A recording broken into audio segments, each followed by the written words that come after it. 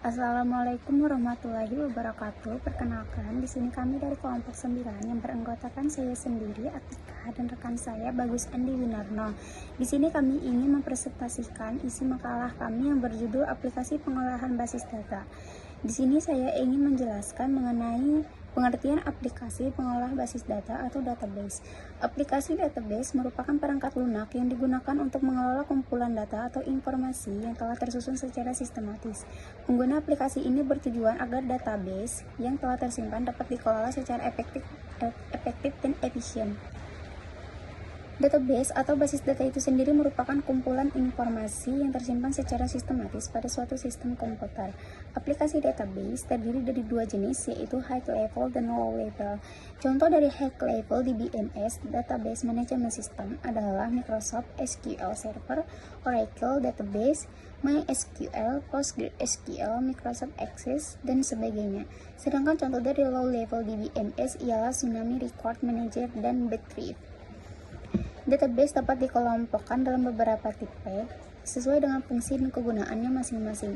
Berikut beberapa tipe database yang sering digunakan pada umumnya, yaitu yang pertama, relational database, yang kedua, analytical database, yang ketiga, distributed database, yang keempat, external database, yang kelima, navigational database, yang keenam, operational database, yang ketujuh, end user database.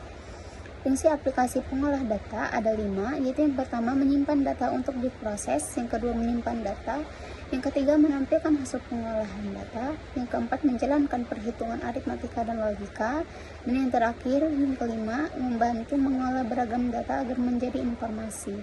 Mungkin itu saja yang dapat saya jelaskan, yang dapat saya sampaikan. Setelah ini akan dilanjutkan oleh rekan saya Bagus Andi Winarno. Terima kasih. Ya, di sini saya akan melanjutkan pembacaan dari Atika, yaitu macam-macam aplikasi basis data, database. 1. Microsoft Access. Software ini merupakan basis yang digunakan untuk data-data dari Microsoft Jet Database Engine dan beberapa tampilan grafis yang sering digunakan oleh pengguna rumahan.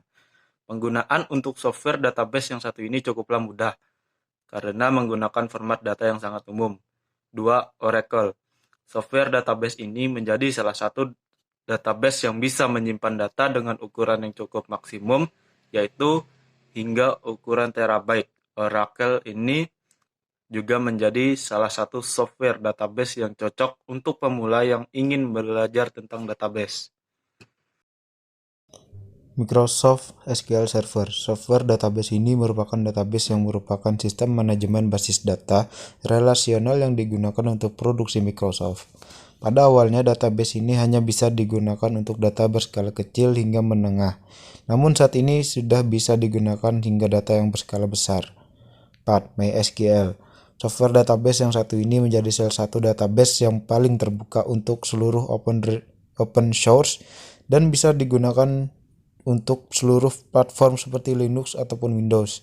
Kelebihan dari software ini yaitu digunakan untuk multi-user karena memang pengakses database pada saat software ini menggunakan program yang bersifat Firebird.